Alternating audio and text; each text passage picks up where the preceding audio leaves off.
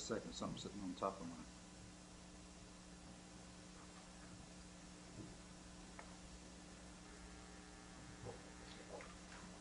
This, somebody's handed me, looks like a fax copy. A fax copy of what purports to be an amicus brief from Scott Riley, R-I-L-L-E. Anybody know who Mr. Riley is? Mr. Riley hasn't asked permission to appear amicus, so I will not consider that. Your Honor, just one preliminary matter before you start taking appearances. We made available a conference line for some of my co-counsel, as well as the other side as well, and I would like to open it up if I could. Sure. I have no idea, but this fellow knows.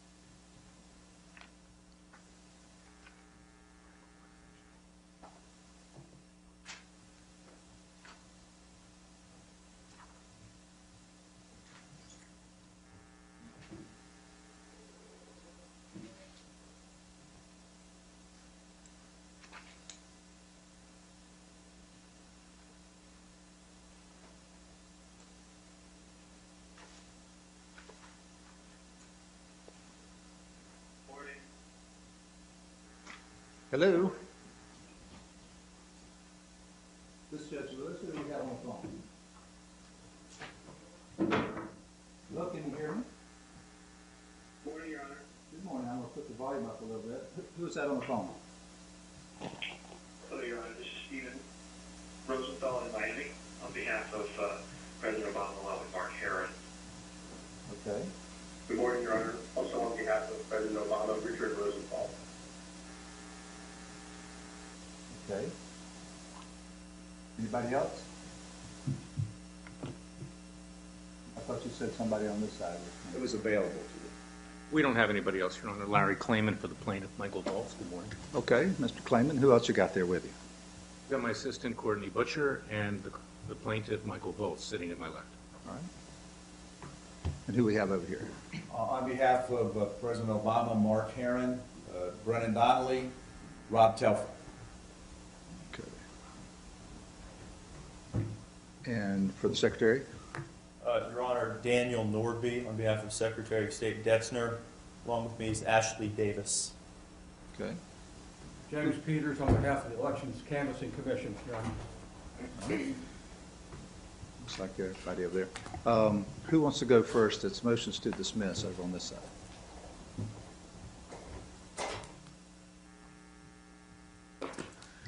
Your Honor, Mark Herron, I've been selected to go first on the motions to dismiss. With respect to the motion to dismiss submitted by President Obama, we are asking this court to dismiss the amended complaint with prejudice, essentially for two reasons. The first reason is that there is no basis to contest an election under Section 102.168. And the second reason that we've set forth in our memorandum is that federal law precludes this court from determining whether a candidate for the office of President of the United States is qualified under Article 2, Section 1 of the Section 5 of the United States Constitution. With respect to the election contest statute, Florida's election contest statute, the presidential preference primary did not result in the re-election of President Obama, nor did it result in the nomination of Barack Obama as a nominee of the Democratic Party.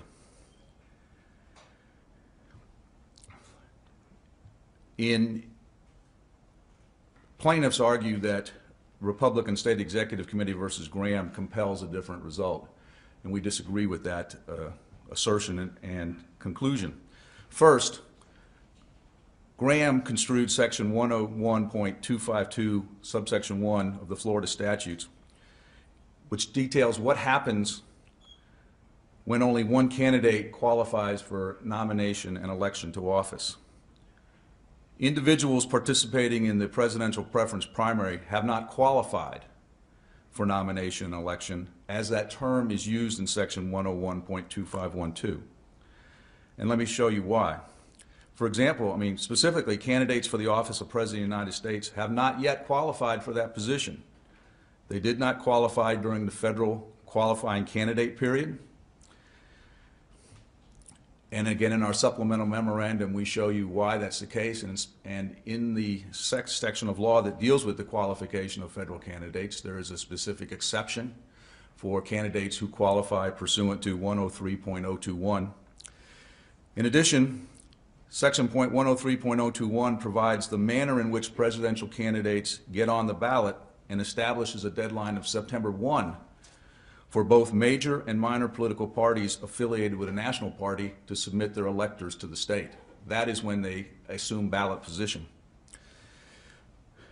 Interestingly enough, there are other provisions of Florida law that talk about when presidential candidates qualify for the ballot. For example, just tomorrow, federal presidential write-in candidate qualification begins under Florida law. And that's a one-week period from June 19th through June 26th. In addition, on July 15th, minor political parties not affiliated with national political parties and NPA candidates, that's no party affiliation candidates, will qualify for office by will qualify for the ballot by submitting petitions of in excess of 112,000 voters. Not to specifically reiterate all the arguments that we made in our papers, but in this case, there has been no nomination to office, there has been no election to office as a result of the presidential preference primary of January 31. As a result, those are the words that are used in the election contest statute.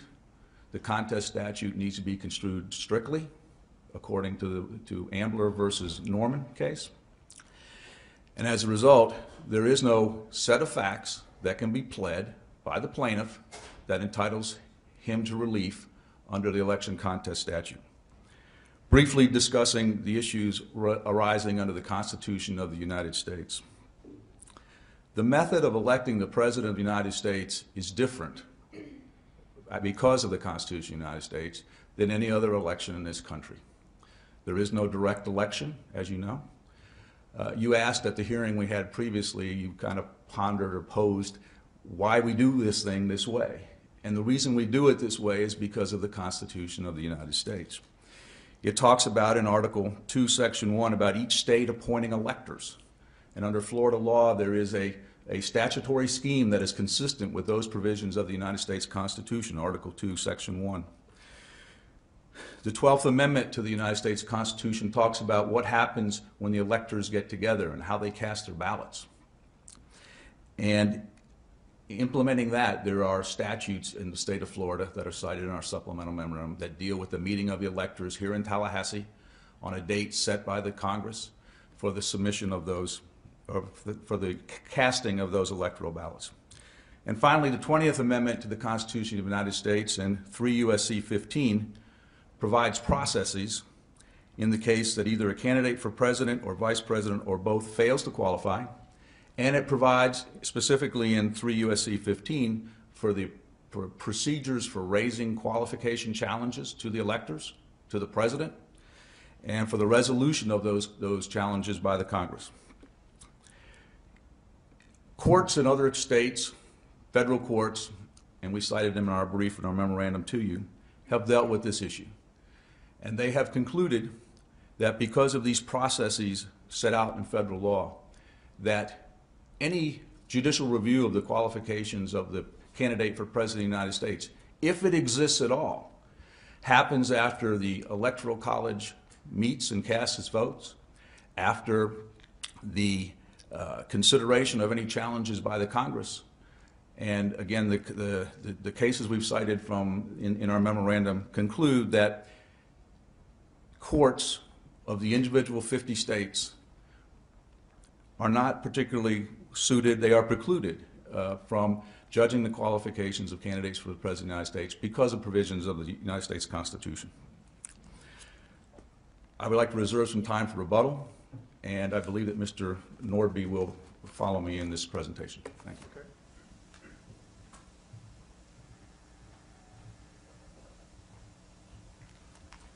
Good morning, Your Honor. May it please the Court. I'll also reserve 1 or 2 minutes for rebuttal. Daniel Nordby on behalf of Secretary of State Detzner. The Secretary of State largely agrees with the positions explained by Mr. Herron and won't reiterate those arguments at length in my presentation. We believe this case turns on a fairly straightforward issue of statutory interpretation. Florida's election contest statute 102.168 provides that the certification of an election or nomination to office may be challenged in a circuit court proceeding. A nomination or an election to office. Neither of those two events occurred at the January 31st, 2012 presidential preference primary. The plaintiff acknowledges, as he must, that President Obama was not elected to office for the 2013 to 2016 presidential term at the January 2012 presidential preference primary. Nor was President Obama nominated at the January 31st presidential preference primary. The Democratic Party's candidate will be nominated in September of this year by delegates at their national nominating convention. We believe this fact is generally known and is capable of judicial notice. Florida's presidential preference primary, by design, is unlike an ordinary primary precisely because it doesn't result in the actual nomination of a candidate. Instead, the presidential preference primary is exactly what the name suggests. An election allowing members of a political party to state their preference for their party's nomination at the nominating convention. The results may be used by the parties to select delegates to the National Nominating Convention. That's a purpose outlined in Section 103.101, paragraph 1B of the Florida statutes. And a good illustration of this point is the 2008 Democratic Party presidential preference primary. Then Senator Hillary Clinton received the most votes in that election in January of 2008, but clearly that did not make her the Democratic Party's presidential nominee in 2008. In 2012, the case is even more clear. Florida did not hold a Democratic Party presidential preference primary in January of this year.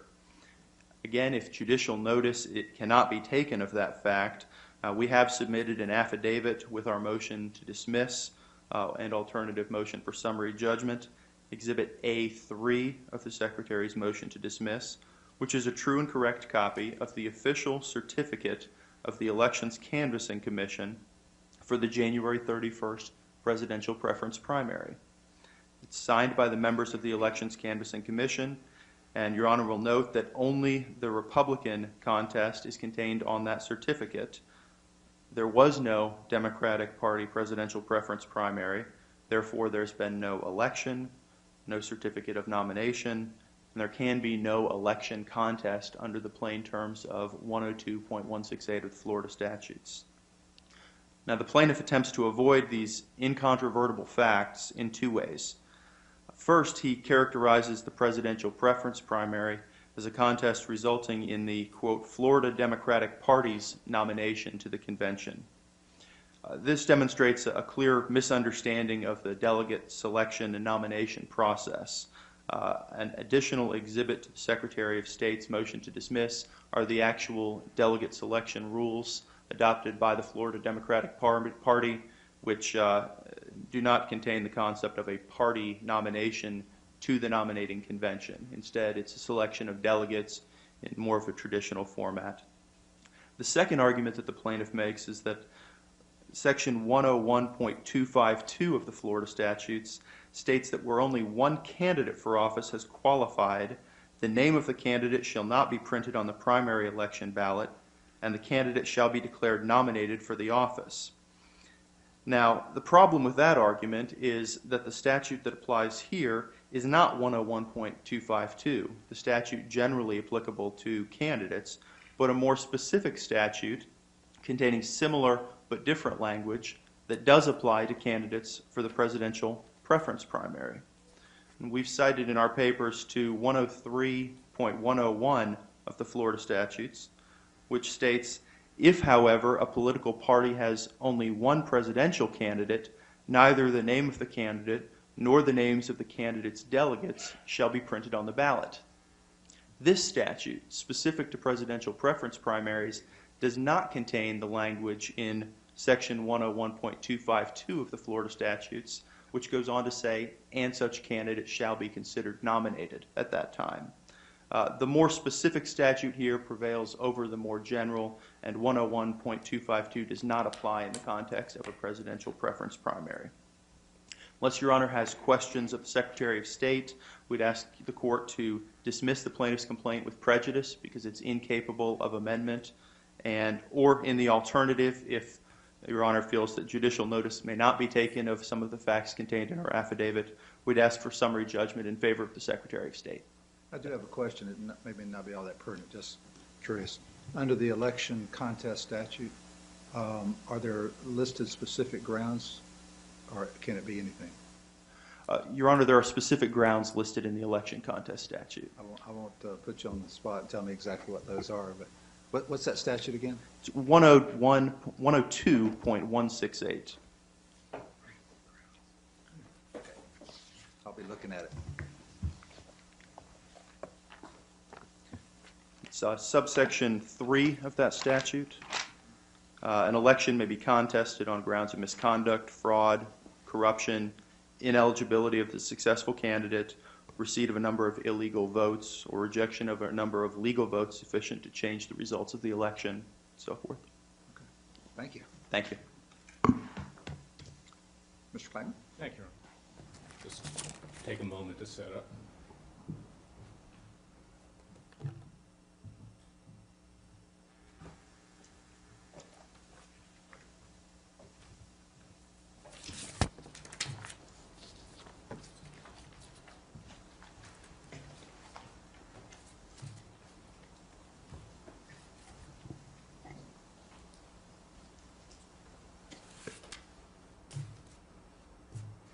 May it please the Court, Your Honor, it's an honor to appear in front of you. Last time I was here was during the 2000 presidential election, so this is somewhat fateful. You don't look that old. Thank you. I appreciate that. Just having a good day, I guess. I want to start off by quoting, paraphrasing, something that our founding father, John Adams, and our second American president, one of our greatest American presidents, said, something which we all should take into account, myself, opposing side, the court, the United States in general. We're a country of laws and not men. That's why we founded this Constitution. That's why we founded the nation and wrote the Constitution. It is very important for us to remember that because we have an unusual situation here. We have a sitting president, and yet we're challenging his eligibility. And we're also challenging the fact that the election, if decided the way it would, without any kind of review by this court, and Your Honor asked an excellent question, what are the grounds for ineligibility, for disqualification? And those grounds are ineligibility, fraud, misconduct. This court, under Florida statute,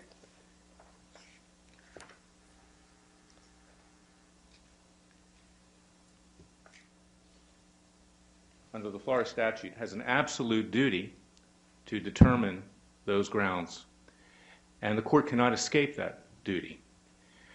What's important here is that we have a registered Democrat, Michael Votes, my client there, and he is making his challenge. He's doing it on the basis of ineligibility, and that's the court's decision, and we're also moving for mandamus in order to get the Secretary of State to do a due diligence, because the Secretary of State takes an oath of office, not just under the Florida Constitution, but under the U.S. Constitution, to obey the laws of the land. And those two laws work in conjunction with each other. The United States, when it was formed, realized that in order to be able to implement a presidential election, they had to involve the states, and I'll get into that a little bit later. And therefore, they have their separate duties and responsibilities, but they work together. And Florida, being perhaps the most important state in the Union when it comes to elections in the recent past, we are the state that determines, generally speaking, elections because of the fact that we're a swing state and very large. Florida has a special duty, not just on behalf of the citizens of Florida, but on behalf of the entire United States. In addition, Florida law also provides for a declaratory judgment proceeding. And as we stated in our pleadings, the pleadings that are filed in these kinds of election contests are to be read rather liberally. And in this case, we pled for such other relief as this court may deem just and proper. One of the most important points here is that unless this court makes a determination as to eligibility and, of course, the mandamus of the Secretary of State, and they are exclusive determinations, even were Your Honor to rule that the Secretary of State has no duty to do a due diligence in terms of eligibility or fraud or misconduct, Your Honor, as this court, protects the citizens of Florida to prevent voter nullification. Because if we follow the path that's being advocated by the defendants here, we have a situation where a president could in fact be nominated, as he already was at the end of this primary period under the Graham case, and I'll go through that, and then go on to the general election and become president, yet all of the votes cast in the state of Florida for him would then be nullified after the fact. Clearly, neither the framers of the Constitution nor our legislature across the street, which enacted laws to prevent that, contemplated such a scenario. And as Your Honor may remember, back in 2000 in Gore v. Bush, we argued a lot about voter nullification and what that meant in the context of preserving the sacred right of the voter to make a decision as to who he or she wants to be president of the United States. Article 2, Section 1 of the Constitution, and I'm going to eligibility now, requires that no person except a natural-born citizen or a citizen at the time of the adoption of the Constitution shall be eligible to the office of the president. And it has other qualifications. You have to be 35 years or older or 14 years a resident. Clearly, those two terms were meant to be read separately. Otherwise, the framers would have simply just said citizens could become president of the United States. And the reasons, as we set forth in our pleadings, that the framers were so anyone who would even have a hint of possible foreign influence. And of course, from a personal perspective, we all know that we're heavily influenced by our parents, what they say, what they do, etc. In this particular case, we can see why exactly the framers were so concerned with regard to President Obama. Just a few days ago, he issued an executive order, and I'm not judging it whether it's right or wrong in the context of this case, which in effect allows illegal aliens, students who came into this country whose visas have expired, to remain in this country without having to go through, at least on an interim basis, any other type of review and not be deported. The president's own father was in fact here on a student visa and ultimately was deported because that student visa expired. It's an interesting irony here. And of course, he was a citizen of Kenya, which is a British citizen subject. That is just one example of why the framers were so concerned about creating a conflict of interest in the presidency, because the presidency is above and beyond any other position. That position must be beyond any taint of foreign influence. And let's take another example. Suppose the president was of Persian descent, of Iranian descent, and he came here and became a citizen, or was born here simply and became a citizen. Suppose his father was still in Tehran and living there with the rest of the family. We face a situation today where the United States may have to support Israel or take unilateral action to remove the nuclear facilities in Iran. The framers did not want the president in that type of a situation where we would have to make a decision to, in fact, order attack on his own father. Let me change the scenario for you then. Let's suppose that Jewish citizens of the United States have a child that's born here and they later go to Israel and become citizens of Israel and stay there, and the child remains here. He would be eligible for president, wouldn't he? He would, Your Honor, but they Would wanted we have to. a divided allegiance? His parents not only are living there, but, I mean, not only were Jewish, but they're now living in Israel. Being of Jewish descent, as you probably guessed, I obviously understand that situation. However, the framers were trying to eliminate as much as they could the possibility of that foreign influence and conflict of interest. It wasn't a perfect designation, but they were trying to eliminate it. As importantly, Your Honor, the framers clearly were looking at the law of nations. We submitted the Law of Nations by Vittel. It's a famous book. And in fact, the letter by Benjamin Franklin, one of the framers of the Constitution and a founding father, that in that letter to the editor, Charles Dumas, stated that in fact the Continental Congress was looking at the Law of Nations and he was thanking Dumas for sending the book because they were using it and relying upon it. Secondly, we also submitted a dictionary definition of natural-born citizen, which occurred in 1881. And that, too, confirms, and we set forth exactly what it says, that you have to be born within the territories of the United States and have citizen parents. Plural, not singular. Then there's the Supreme Court. What if you get impregnated and the father dies?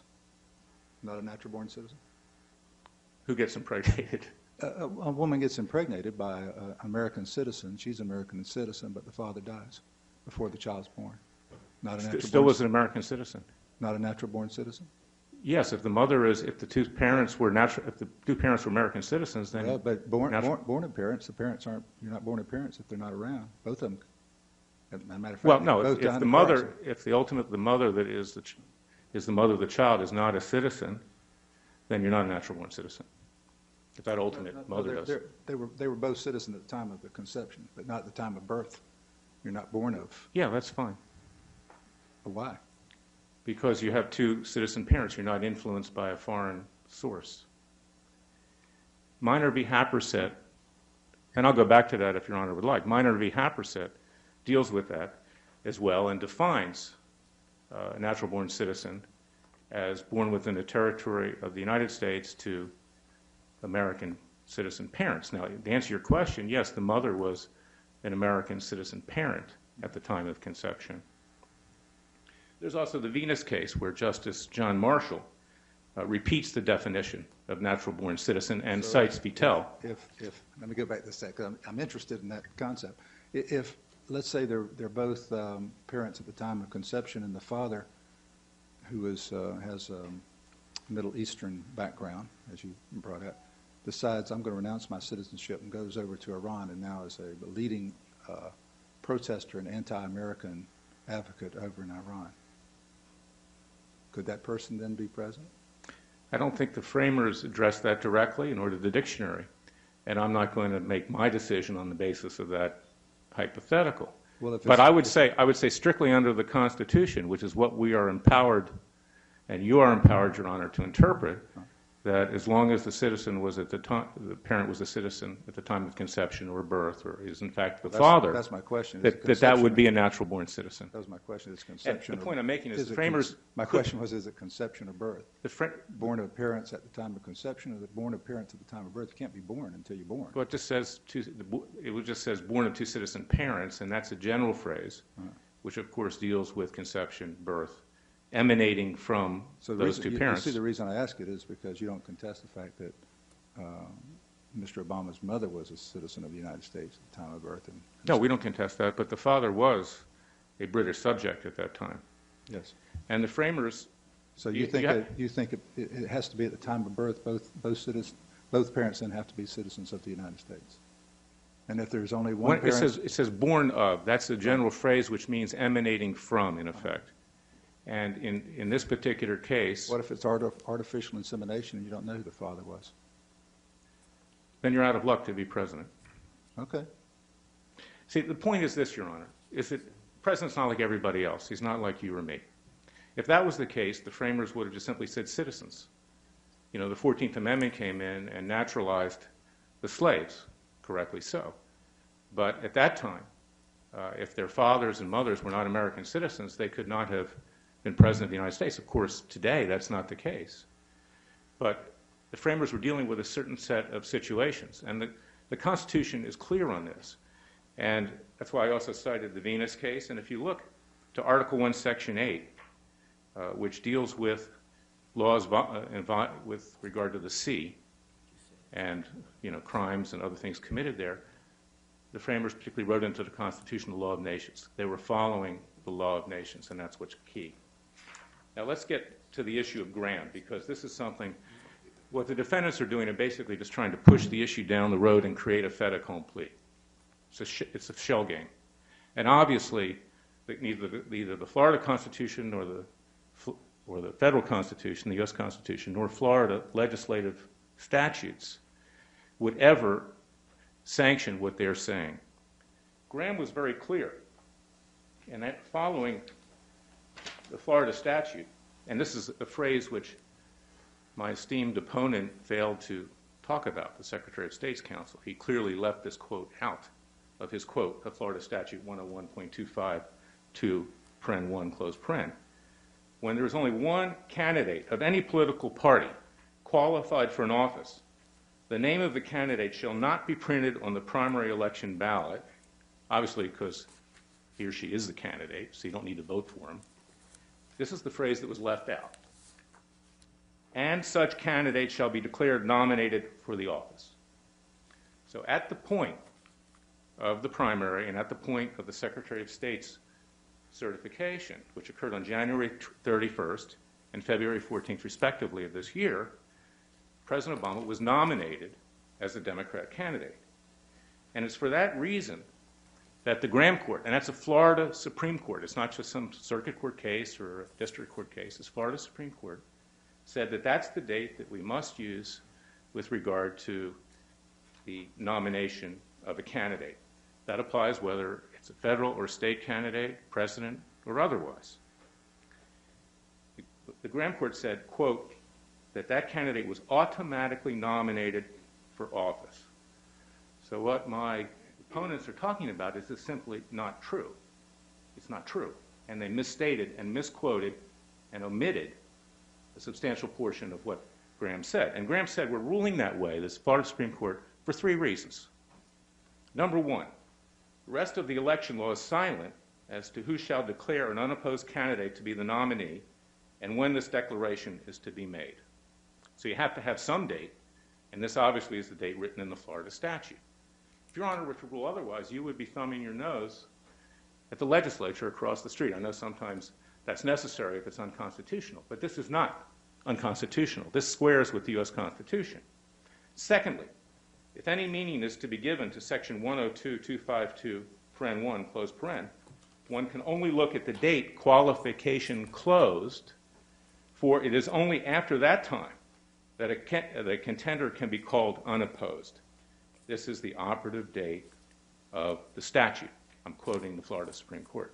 And number three, and most important, if two equally reasonable constructions might be found, this court in the past has chosen the one which enhances the electoral process by providing voters with a greater choice in exercising their democratic right. Because if that was not the date of nomination, then when would be the date of nomination? After the president is already president-elect and then sworn in? That could not have been intended. The legislature did not intend, under the Florida and U.S. constitutions, to write out Florida voters from having their votes count, and that's what's key. We've therefore pled justiciable causes of action.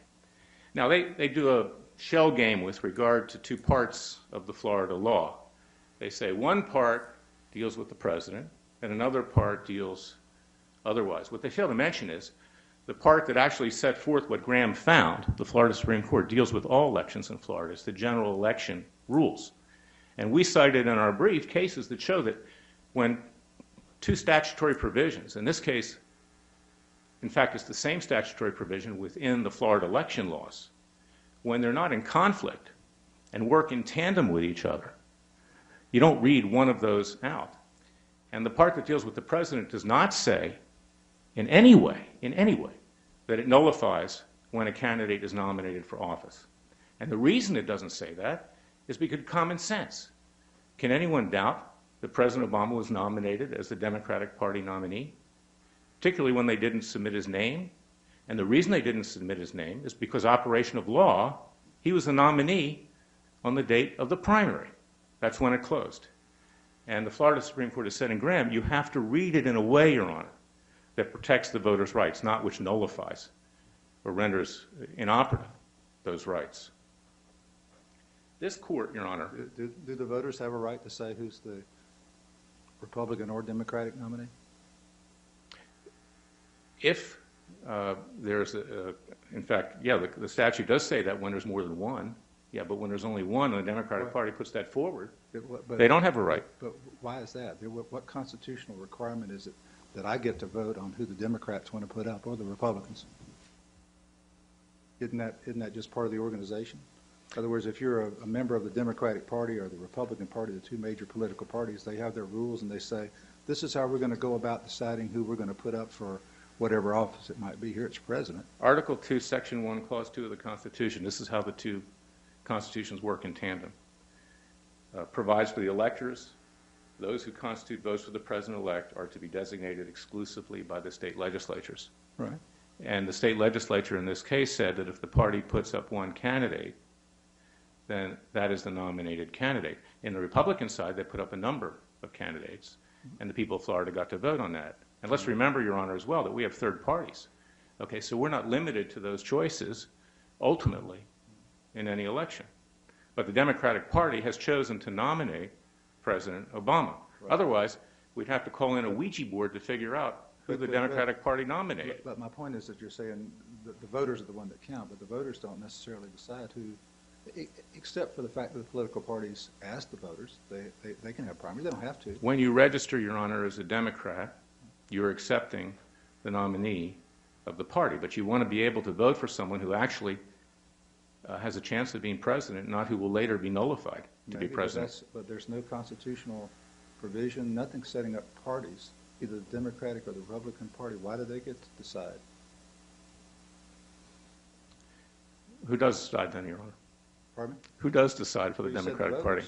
You said the voters. They're going to get to decide who ultimately is elected president. Election, that's what I was referring to. In the election, but this is a group of private individuals that's who what get I was together, have like political thoughts and say, let's propose this person for president. And they put this person as the party's nominee. And what's happened, it looks like, is under no constitutional provision whatsoever, the states have decided this is how we're going to do it.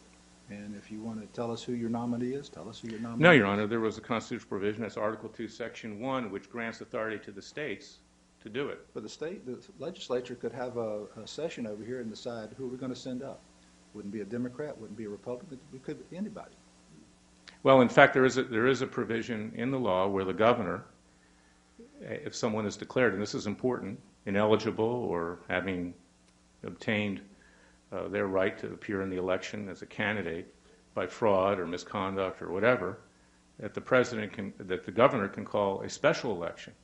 Now, it's obviously nonsensical to think that the governor would call a special election after the Democratic Party's convention, because how, in fact, could you call a special election when the Democratic Party has already made its determination there, or after the election itself?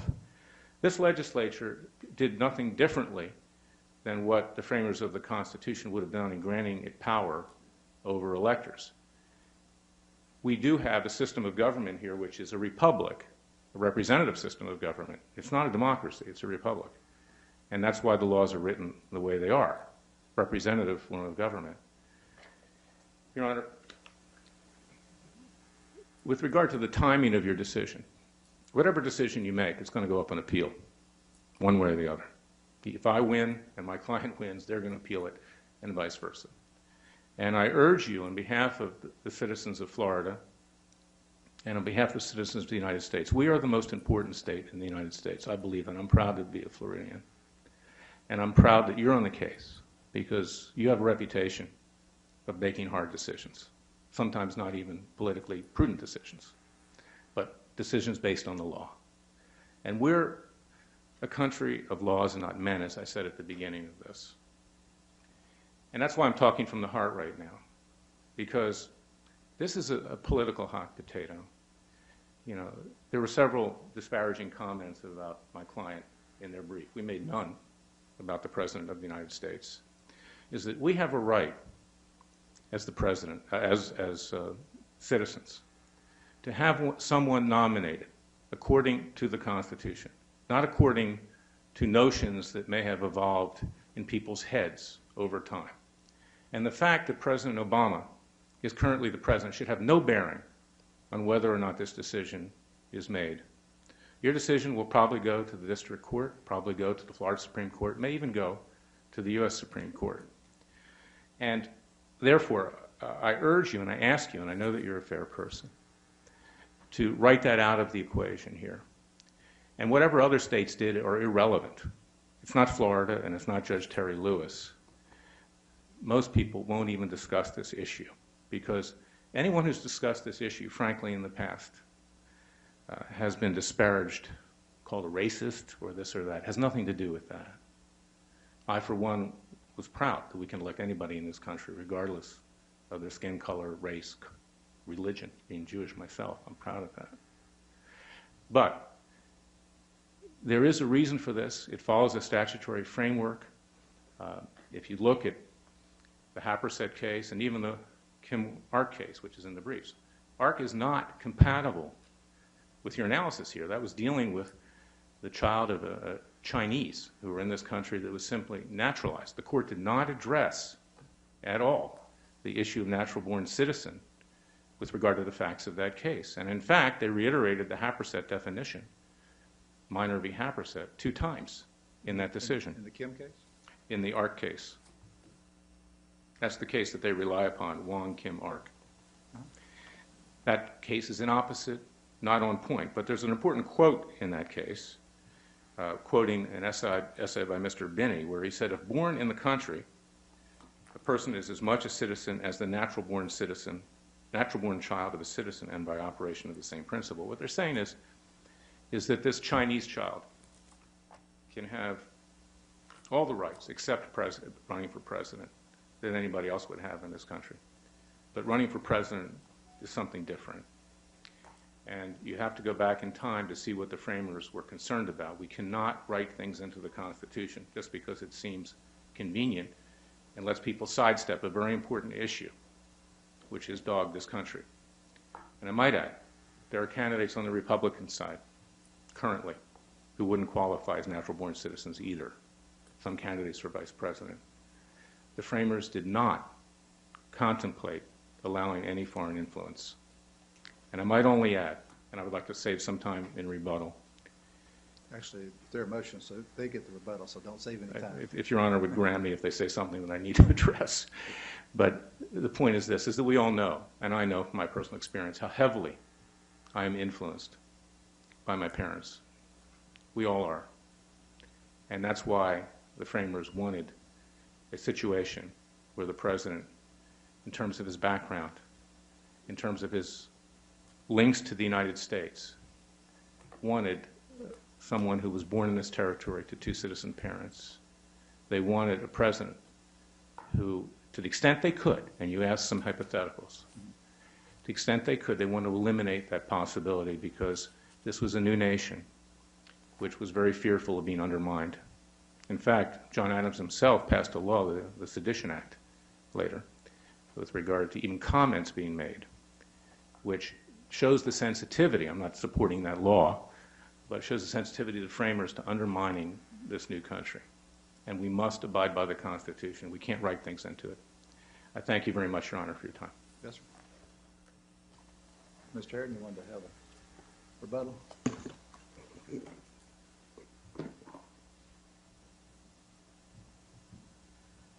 Just a few brief points. It appeared that in Mr. Clayman's argument, he attempted to resurrect the declaratory judgment action. That was in the original complaint, which in my view has been superseded by the amended complaint, and there's no reference in the amended complaint to a declaratory judgment action pending before this court. What we have is an election contest and only election contest, and that's what he has pled in the amended complaint. Second point is that Mr. Clayman cited to you a number of 18th century treatises and quotations from members of Congress. and as well as some of the founding fathers. I would submit to this court that those statements conflict with the United States Supreme Court opinions, as well as other opinions of other courts who have considered this issue. And to the extent they're used as factual allegations, I would submit they are conclusory, non-factual assertions or legal conclusions, and you don't need to accept them as fact for the purposes of considering a motion to dismiss. With respect to third, Your Honor, and this goes a little bit, well, I'm not going to go beyond my motion to dismiss, but in our pleadings, we cite a provision of the presidential preference primary statute on page 6. It is clear that as a result of the presidential preference primary in Florida, one of the things that you get to get off the presidential preference primary, you have to submit a document if you don't want your name appearing, stating that he or she is not now and does not presently intend to become a candidate for President of the United States at the upcoming nominating convention. We submit that this language here clearly indicates that the winner of the Florida presidential preference primary is not the nominee of the party as asserted by the plaintiffs. And with that, Your Honor, I will. Let me ask you, I'll play a little devil's advocate with you for a second. Mm-hmm. That's the National Democratic Party, but in Florida, isn't it, as Mr. Clayman says, a given that the Florida electors or people from Florida who go up to the nominating commission are bound at the nominating commission to vote for Barack Obama? Not because of the presidential preference primary. If you look because at of the statutory scheme, though. No, not at all. If you look at the submissions of the Secretary of State's office on their motion for summary judgment, and again, I didn't want to get off beyond what's on the four quarters of the motion to dismiss, it is clear that in those documents that outline the delegate selection process, that the presidential preference primary had nothing to do with who are selected as delegates and who they're pledged to. The process, and it wasn't even a step in the process, it clearly says it in the delegate selection outline. That process of selecting delegates began in May and was concluded at the state Democratic convention that occurred on June 1 through 3.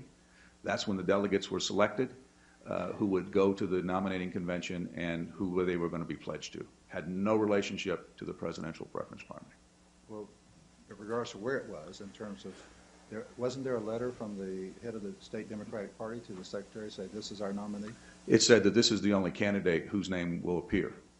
But again, if you coming back to the language of the statute, it is not an office for which he was. It was not an office to which he was elected, and it is not. He was not nominated as the nominee of the Democratic Party at that event, at that election. Not at the national, because it's a national election. But that's how you get there. I mean, that's how you get to the ballot, is through the national party. But how do you get the folks from Florida? How do we know in Florida who we're going to put on the ballot?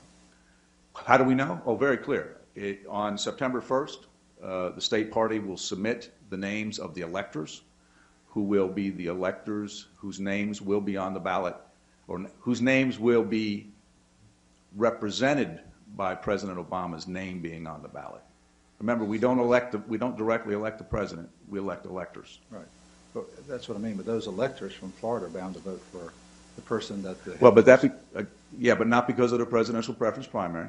They're bound because they have to execute a loyalty oath to that effect as a result of state law that says they have to do that. But that has not been triggered yet as a result of the presidential preference primary. So why would the head of the Democratic Party send a letter to the Secretary of State saying this is our nominee? He's compelled to do so by law. So by law, he's our nominee? He's not the nominee. It doesn't say he's the nominee. It says he is the. I thought it specifically said he's our nominee. What does it say? He's our candidate? What does it say in the letter? I'm thinking of Rod Smith. Isn't he the?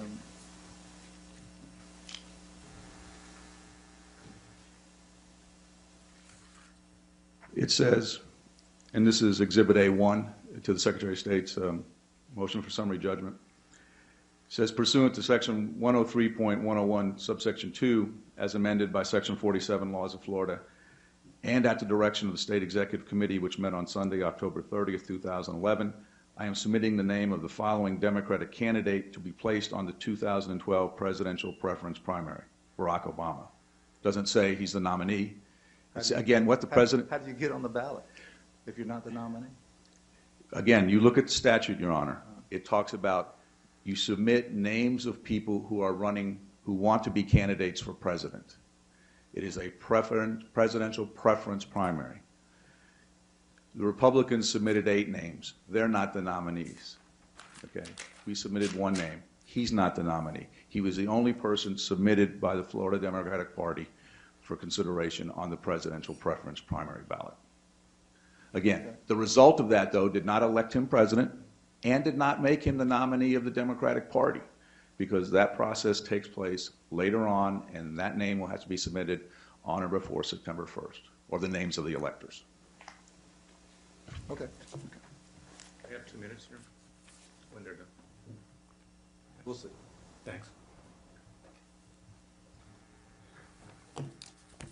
Your Honor, just a couple of brief points. I agree with Mr. Herron, of course, that declaratory judgment was not pled in the amended complaint.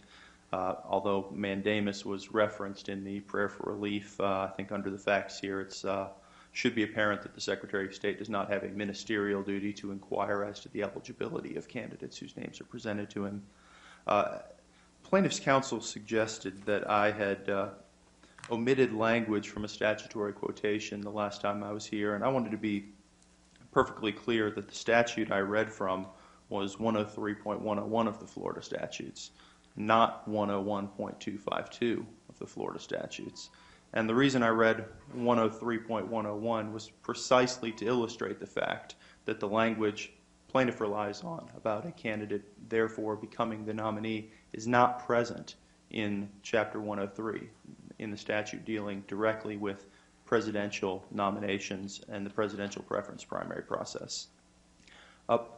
And briefly to the last point that Your Honor was discussing with Mr. Herron, a national political party has only one nominee for President of the United States.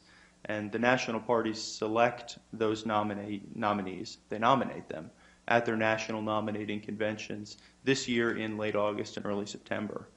The process leading up to that nomination can vary from state to state and can result in the names of different candidates coming forward. But the fact that on the Republican side this year, that Iowa voted in favor of Rick Santorum, or South Carolina voted in favor of Newt Gingrich, or Florida voted in favor of Mitt Romney, those state-by-state elections are used to select delegates to that nominating convention. But it's the nominating convention itself that results in the party's nomination. So none of those Republican candidates became the nominee of their party at those events earlier this year. In the same way, President Obama is not and will not become the nominee of the Democratic Party, the National Democratic Party, whose name is entitled to be placed on the ballot in Florida, until that national nominating convention in Charlotte in September. I certainly hope that that clears things up rather than obfuscates, but I'd be glad to answer any additional questions that you have. Okay, thank you. Mr. Clayman, you had something else you Yeah, wanted to say? thank you, Your Honor. I appreciate it. I'll let you have last word if you need to. With regard to declaratory judgments, Your Honor, we cited in our briefs, and I made reference to it in my argument, that pleadings are to be read liberally when it comes to election contests. That's the first point. Second point is that we ask for such other relief as the court may deem just and proper. Obviously, Your Honor has the discretion to reach that. But if Your Honor does not want to exercise that discretion, we would ask for leave to file a second amended complaint to just add that into the case. Because it's very important for this court to make a decision here. Because as I said, and as the Florida legislature said, we don't want voter nullification occurring simply because everything has been pushed down the road. It would not make any sense to make a decision after the Democratic nominating convention, or after the Democratic convention, or after President Obama's reelected, if he's reelected. So that's the reason for that declaratory judgment provision, so take the uncertainty out of everything. But Graham is clear. Well, I know it would be better, but I'm not sure if I'm not convinced of the statutory authority to do it.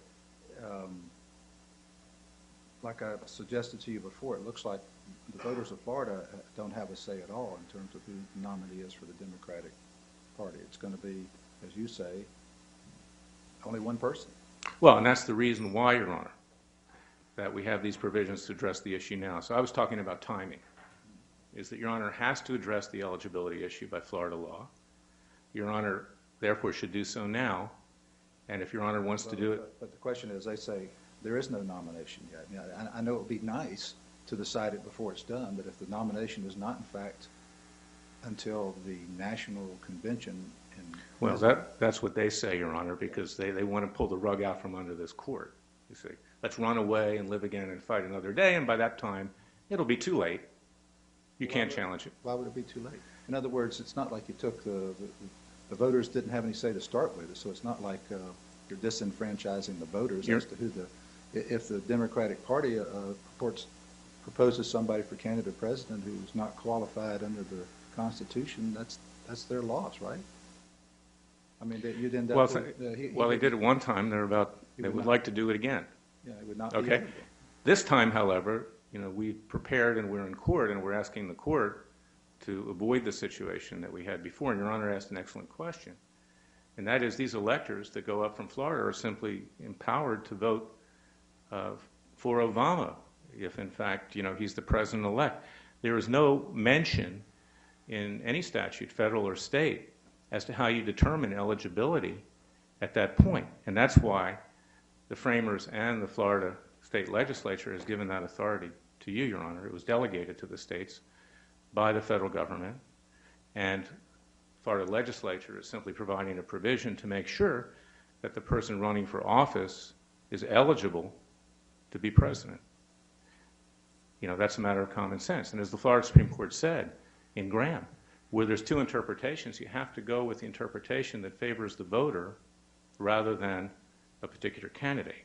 That's crucial. And we went through that, you know, in Gore v. Bush as well, in certain aspects of things. And we know how that came out. So that's very important. And the last point is that the Florida Secretary of State did not cite any contradiction between the general election statute and the part dealing with the president. They both govern, and we cited in our briefs U.S. Supreme Court cases stating that you have to read those provisions together when they're not in conflict. If one statute does not one aspect of the statute does not specifically exclude another part of the statute, which the presidential provision does not do, then those two provisions have to be read together. And in this case, the president is to be treated like everybody else in this context from a procedural standpoint. He's not above the law. None of us are. And we all play by the same rules. Thank you, Your Honor. Thank you. It was your motion, so I said you could have last word over here if you wanted. Oh, I wanted to add one other thing. Your Honor stayed discovery, so, you know, when Your Honor rules, and we don't want to rush you into that ruling, but we do want to proceed with discovery here because we do have controverted facts. We submitted 3 affidavits of an investigator, a private investigator, of Sheriff Arpaio. We presented his affidavit too, and also the affidavit of Jerome Corsi, whose book he attaches Exhibit 1, which contains extensive analysis, and he's certified to the accuracy that there are significant issues of fact as to where Barack Obama was born. Okay. And that goes beyond an natural-born citizen. He doesn't qualify under either provision, potentially, either in terms of territory. Yeah, let me ask you this because I brought it up when we Yeah. had our little phone conference before. There's not an allegation in the complaint that the candidate was born somewhere other than in the United States or the jurisdiction of the United States? I believe there is, Your Honor. Well, There is. If you can show It says that he submitted a birth certificate which is fraudulent, and that's what the issue of fact you is. can have a fraudulent birth certificate and still not. In other words, are you able to, if I give you leave to amend, can you amend that he was born somewhere outside the jurisdiction of the United States? Yes. All right. You Thank want the you. last word, Mr. Aaron?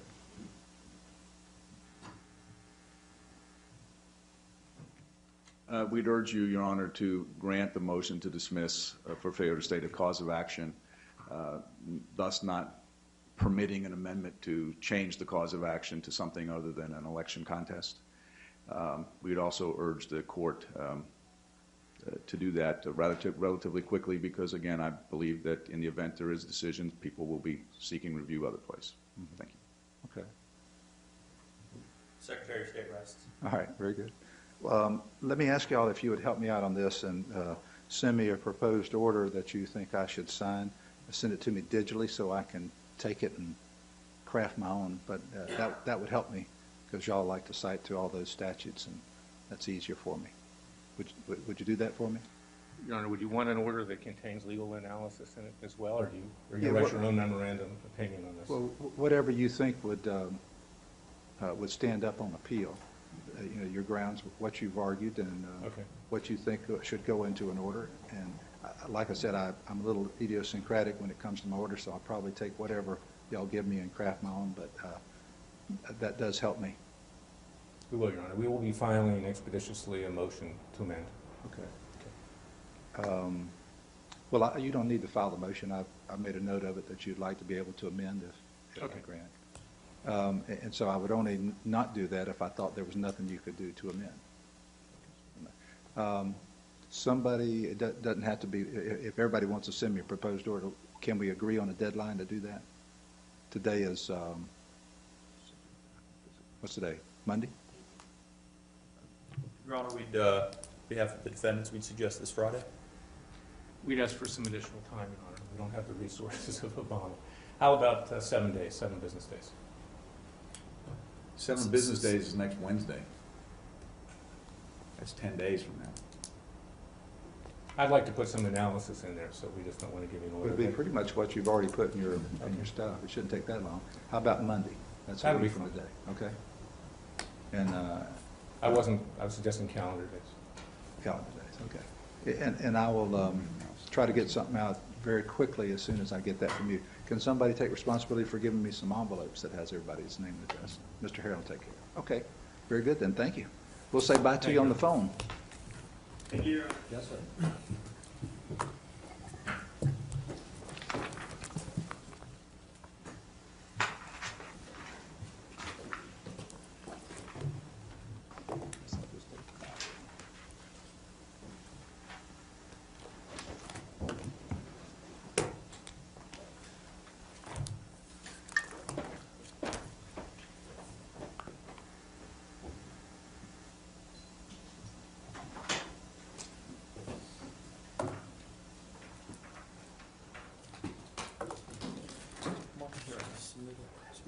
Submit a single unit from the side of the table. Yeah.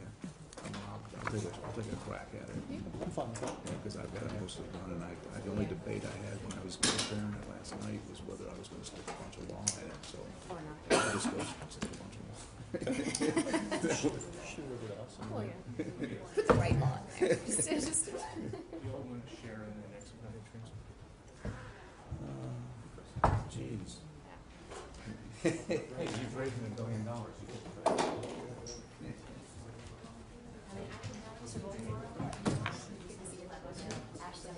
Sure. Sure. Yeah. Sure.